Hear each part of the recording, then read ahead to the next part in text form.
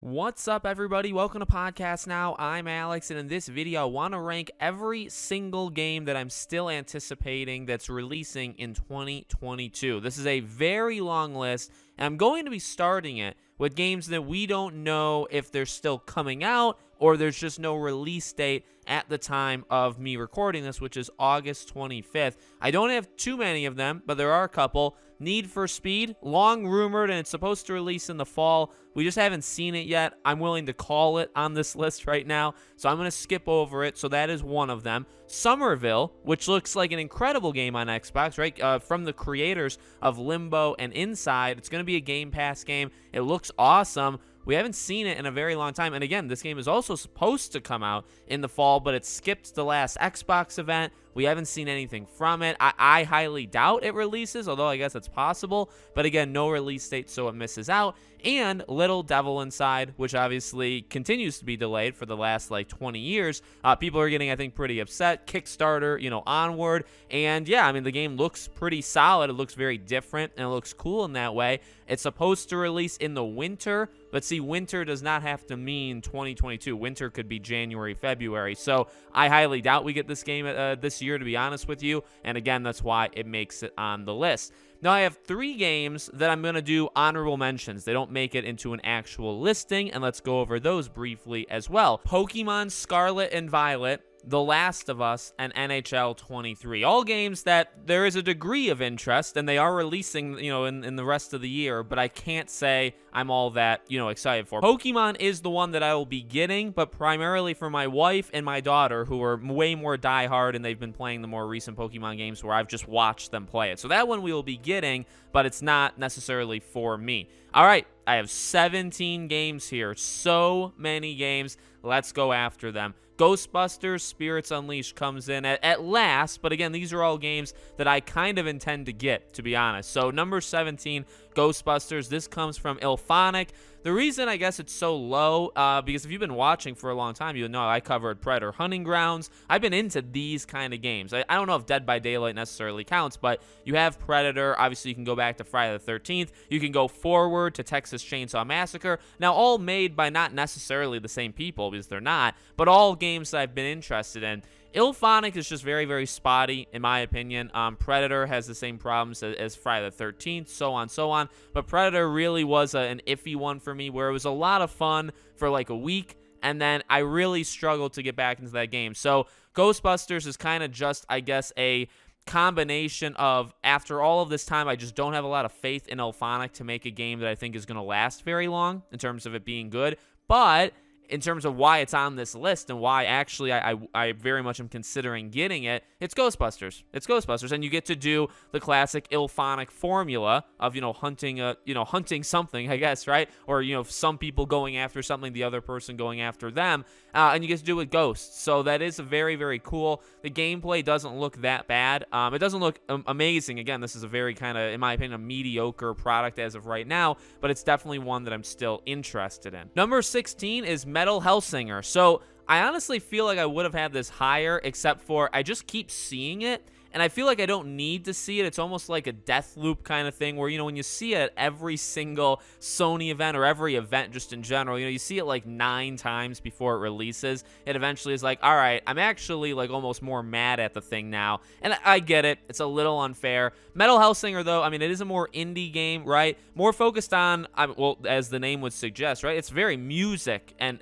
oriented, but it's basically just a knockoff Doom, right? Which I say that, and maybe that comes off negative, but I mean, there's definitely a market for an indie game that's trying to do Doom, but it's trying to do it a little bit differently, right? So I'm very much into it. I fully plan on buying it. The release of this game being in mid-September is definitely a benefit because it doesn't really have a lot of competition. I think a game like this would very much get buried if it released at the end of October or sometime in November, right? I think the game would just be crushed. So now that it's, it's coming out in September, I think September 15th, it's got, some time to itself, at least in games that I care about, and that's why it is here. Number 15 is High on Life. Now, obviously, this one got delayed. This was supposed to come out in September. Now it's coming out, I think, in mid-December. It looks good. I'm not like a diehard. I'm also not a diehard like Rick and Morty fan. So I know these guys are very funny. I know the studio here is probably going to make a pretty good product. The gameplay we've seen of it so far has been kind of hit or miss. The boss battle that we saw at Gamescom was not very good. I mean, the thing is, do you sacrifice like almost poor game design potentially for like comedy, right? Is this game just going to be a blast to listen to? Or if somebody's playing it and you have somebody watching you play it, is that person going to almost have more fun than you because they're just kind of taking in, you know, the jokes that are being made, right? It could very easily be that kind of game, and there is a place for that kind of game. That's why it's higher than some of these other games, but it's not something I'm expecting the world of, right? I don't have huge expectations for it. I can't say I'm like out of my mind excited for it like I can for higher games on the list. Evil West is next at number 14. Now, if we were doing like a tier list, I would drop a tier in between Evil West and High on Life. I'd say that was like the bottom tier. This is that whatever the next tier, you know, third tier or whatever. This is the next tier. Because Evil West looks really, really good. I'm, again, kind of disappointed because this game was delayed. I believe this game was also supposed to come out in late September. Now it's coming out late November. Not bad.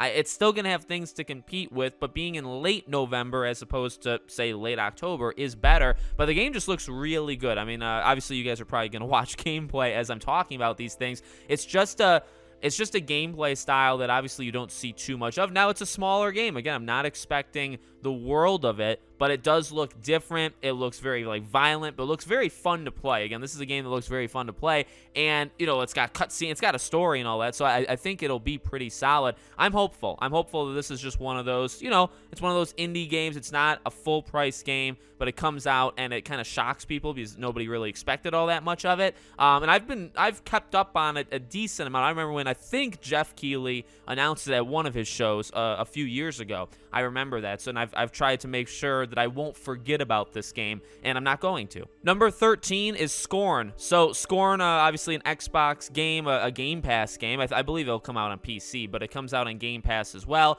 This game comes out in October. This is kind of one of the first casualties of the, you know, releasing at bad times. Not its fault, considering it got delayed a full year. It was actually supposed to release last fall. Now it's releasing this fall. It releases the same day as Gotham Knights. It releases the same day as Persona 5 Royal. It releases 3 days after A Plague Tale and Ghostbusters. Oh, and it also releases the same day as the new Tales from the Borderlands game. So there's just a lot of games between the 18th and let's say the 28th. Those 10 days is like death row. And Scorn is kind of a casualty of that, but Scorn looks really good. It looks very, well, I don't even know, really good. What do I even mean by that? It definitely looks disturbing, right? I'm not talking about visually it looks very good. It looks very disturbing and weird, but it's just, you know, I think I saw on Twitter, they announced officially the game is only around like 6-7 hours to play. So this is going to be, I feel, and this is kind of why it's so high, this is just going to be one of the more weird games you've ever played. It's probably going to be disturbing and like awkward at times. And it's going to take you, you know, a day, day and a half, 2 days, and then you can move on with your life. And like, there's nothing really wrong with the game doing, you know what I mean? And considering it's a Game Pass game, there's no barrier of entry, at least to me, right? It's fine. And I kind of expect to go into it, beat it over 2 days, walk away saying, wow, that was an experience that I've never had with another game. I don't know if that's good, but it is an experience, and that's where I am at with this game. So the expectations aren't too high, but I'm interested to see, you know, what they do, because obviously the stuff we've seen has been quite weird, and we haven't even seen, obviously, the full game. Number 12 is Destroy All Humans 2 Reprobed. So the reason, I guess, I wanted to put this higher, and at the same time I wanted to put it lower, this game releases on Tuesday. I want this video to go up on a certain day, so I am correct in saying Destroy All Humans comes out on Tuesday, and because of that, you know what I mean? Like, Gotham Knights comes out late. Like, there's some games that are coming out in October and November, farther away, bigger games for sure that I'm more into. But Destroy All Humans, I mean, not to discount it, there's a reason why it's higher than like 7 other games here. It looks awesome. I have such fond memories of the franchise. I love these games to death, mainly 1 and 2, really only 1 and 2. Path of the Furon takes it in a left direction, but I really loved what they did with the remake for the first game. I think it's kind of an underrated remake. It does everything you want them to do. It doesn't water things down. It's not, you know what I mean? It's it's a remake, but even remakes, I mean, you can probably take things out, insert new things in.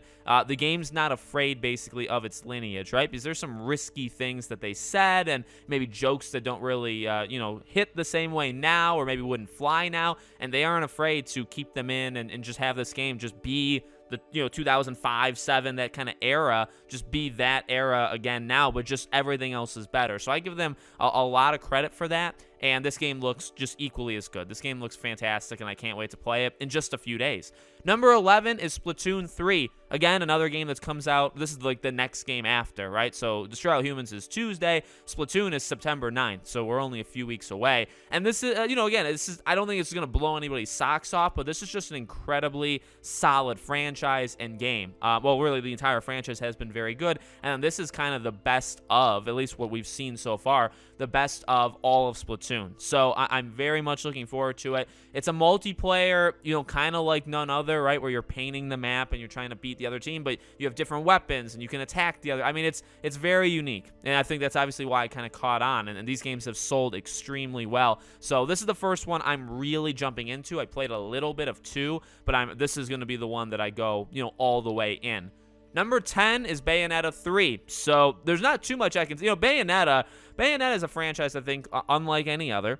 I think if you're going to get Bayonetta 3, you are unfazed by any other game coming out around it, right? Bayonetta 3 is also part of that October 18th to 28th period. It comes out on the 28th, same day as COD, same day as Resident Evil Reverse and the Rose DLC. Like, it comes out same day, obviously a few days after Gotham Knights, all of that stuff. So it has competition. But at the same time, we've been waiting this long, and that's kind of where I'm at. Like, give me it. Give me this trilogy conclusion, and that's what we're going to get. I don't even really want to say anything else. The game looks awesome. Bayonetta is a fantastic franchise. I don't know if you want to say underrated, because I think enough people know it. Maybe it's underplayed. Maybe just people haven't played it enough, and I think people will play Bayonetta 3. So very, very pumped for this one. Number 9 is Mario Rabbids Sparks of Hope. This is the second game, obviously, in the franchise. So my story with this is I never played the first one. So this one, and even the reason why this is so high, is quite simple. The first one was a really fantastic game from everything that I saw. I remember when they announced the first one, and I remember being like, wow, this is pretty interesting, and it's pretty epic. I don't remember if I had the Switch at the time, or maybe I just did, and I just flat out didn't get it. I mean, I just didn't buy the game, and I regret that, because not only were the previews good, and the first time they showed it good, but when the game came out, it was, I don't even know if you want to call it surprising, it just was good. It was a really good game. People really, really enjoyed it, and this game looks better than that one. I mean, that's literally as simple. So what I'm saying is I made the mistake years ago to not do the first one, and I'm not going to make that same mistake again. Now, again, the issue with this game is it comes out horrible timing. I think this game is October 20th. Maybe it's the 21st, but I feel like it's the 20th. Again, just in that 18th to 20th period. I could see this game getting buried in a sense, but at the same time, it's a Nintendo game. It's a Nintendo exclusive. These games sell. They always sell 5 to 10 million at the least, and then they just go up from there, right? Pokemon's gonna, so I don't know if I would say it's gonna get buried. I just think it's gonna be so different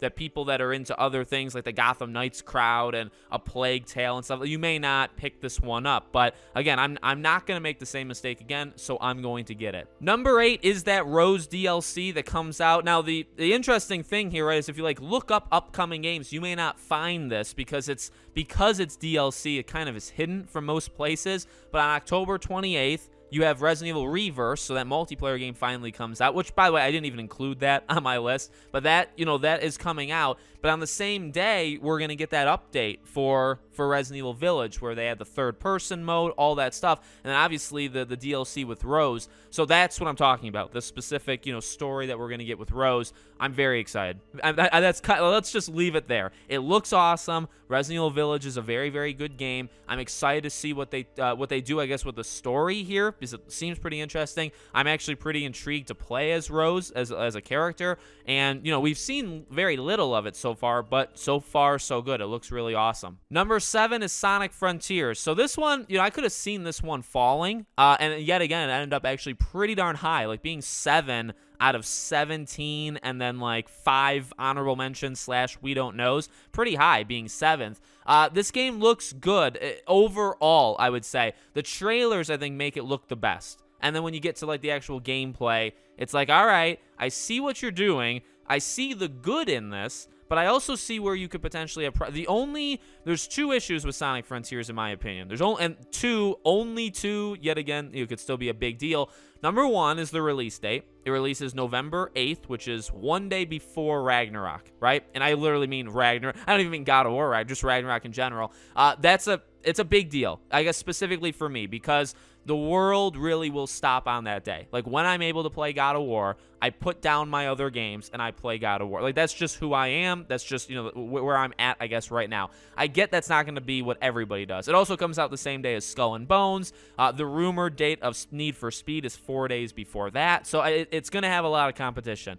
Number two, I'm not a fan of the open world at all. I feel like it's almost like ham-fisted in. It feels very empty. And really all of it. I mean, even the best trailers they've shown for the game, which there's been some good ones, and specifically the last one, you could still kind of tell, like, yeah, they make it seem, like, exciting, you know what I mean, like, fast, but you can see the open world in the back, and it just looks so lifeless. And so I just don't know if the Sonic formula that we all like of constantly right, Sonic does not tend to work well when you're static, but it does work well when you're constantly moving.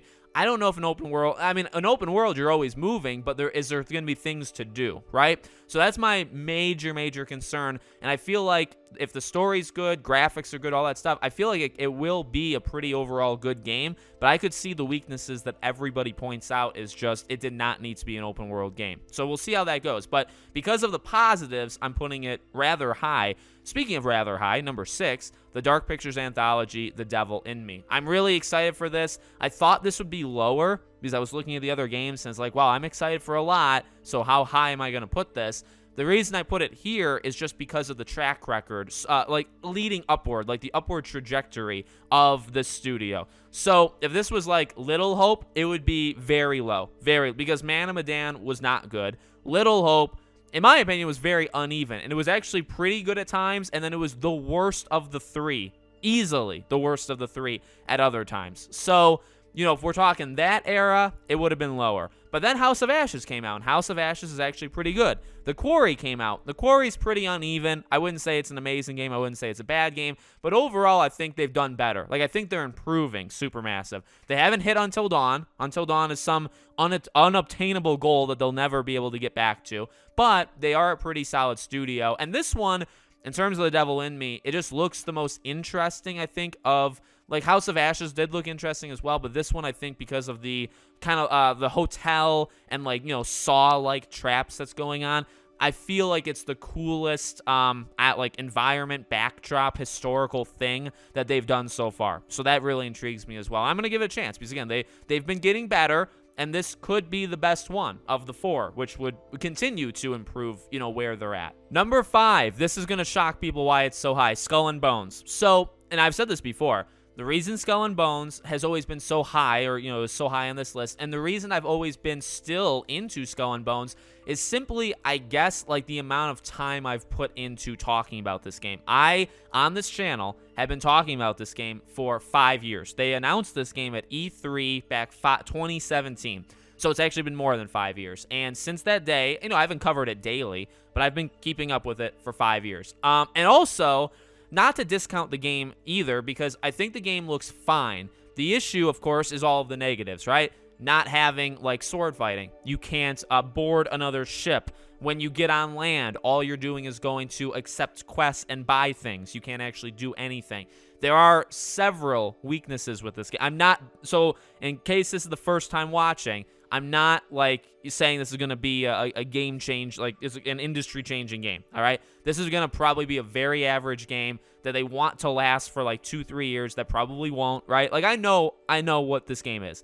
At the same time, I put so much time into it. Also, I love Pirates. Pirates of the Caribbean is my favorite movie franchise. I love just ship fights. I think an open-world Pirates RPG like an Armada of the Damned would have been incredible. So, or that still can work, by the way, in case any developers are listening. Like, I'm so into that genre, right? Sea of Thieves, Skull and Bones, that kind of thing. So we'll see how it goes. I'm not expecting much. Well, yet again, why is it so high, right? I'm anticipating it. I'm looking forward to it more than a lot of these other games, simply because I just want to see how they land. How do they stick the landing? Do they crash into an iceberg? Like, what do they do with this game? And I think it's probably going to be somewhere in between, to be honest. I don't think it's going to be perfect, but I don't think it's going to be the worst thing ever. So we'll see what happens there. But that is why it's so high. Number 4, and these were tough, right? When we start to enter this last territory, these are like the most anticipated. Like, I'm really pumped for these games. The Callisto Protocol.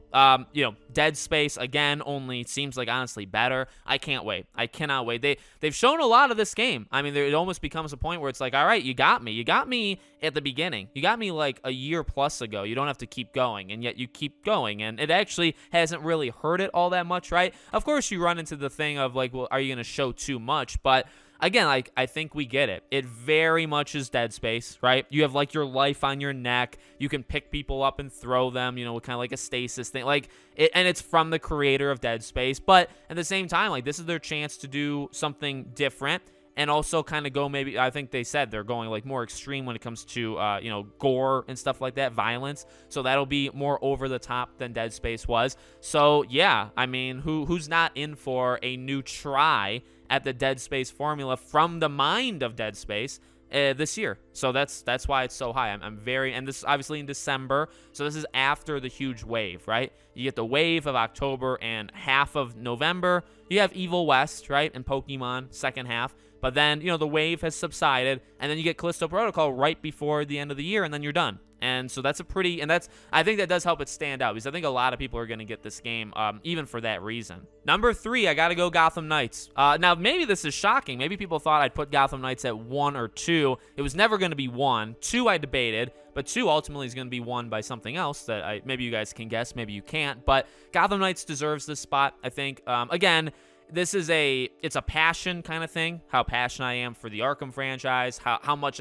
time and effort I've put into covering Gotham Knights. I've covered it for years. I've covered the leaked, rumored, quote unquote, Batman Arkham game for years and years and years. So it's special to me, right? It has a special place in my heart that maybe it doesn't to other people, and the YouTube content stuff has something to do with it. But the game itself also does look pretty good. I'm excited and again, honestly, even like a Skull and Bones, in a way, I just want to see how they do it. Like, you know what I mean? Like, we've seen so much. There's been good. There's been actually plenty of good for Gotham Knights in terms of what they've shown. There's also been some weaknesses, okay? There absolutely have. But I just want to see, like, give me the game. Put the game out there, put it into the world, and let's freaking play this thing. It's been 9 years since Arkham Origins. It's been 9 years since we've seen Warner Bros. Montreal on any box of a game, right? Like, this is it. So sink or swim. Like, let's see what this game can do. So that has a part to it as well. And obviously, DC, superhero kind of thing. And maybe they can do it well. The story could be underrated. We'll see what happens. But obviously, this was going to be high. I just didn't know how high.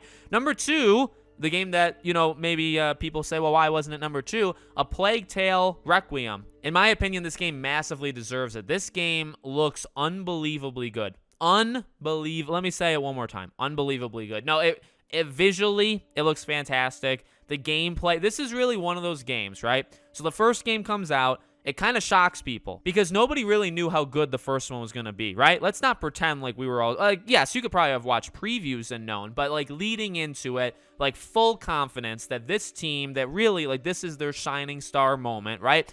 Could they do it? Nobody really knew. And the game was fun. I mean, in a sense, the first game was an amazing story, amazing characters, not just the 2 mains, but everybody. Amazing time period, like setting and historical stuff going. Like, all of that stuff is so good. The gameplay has potential, and it's solid, and there's reasons why your characters really can't do much, right? And now there's reasons in this game why your characters can do more. And I love that. Like, there's organic reasons why your characters are better at fighting, even though it's still technically like a little boy and like a teenage-ish girl, right? You wouldn't really expect them to beat guards with armor and all this stuff, but there's reasons, and I love that. And then obviously, again, like, the story was so good in the first game, the characters were so good, the visuals, like, all of the stuff in this game looks so fantastic. And cherry on top, although this starts off the October wave I keep talking about, this comes out October 18th. This is the game on October 18th that I drop all the others to play.